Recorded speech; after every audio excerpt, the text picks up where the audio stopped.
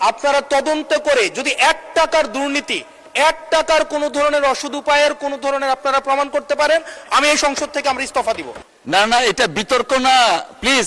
No no, take your seat. 274 অনুযায়ী মাননীয় speaker, ব্যক্তিগত কৈফিয়ত যেহেতু আমার নাম ধরে বলা হয়েছে, আমি আমার বক্তব্যের কোথাও আমি এই শব্দ উচ্চারণ করিনি বা এই বাক্য বলিনি যে আমাকে যেন বরাদ্দ বঞ্চিত না করা হয়। আমি সেটি বলেছি যে আমার এলাকার মানুষকে যেন কোনোভাবে আমার বক্তব্যের কারণে আমার এলাকার মানুষকে যেন বঞ্চিত না করা হয়। 1 নম্বর বিষয়।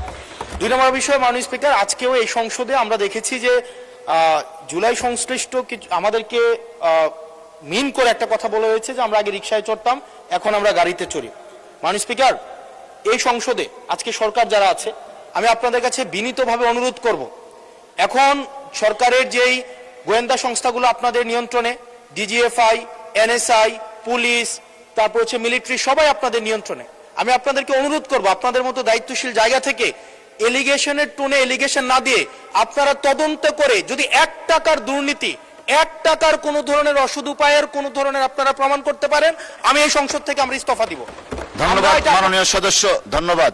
না না, এটা বিতর্ক না, please. No no, take your seat.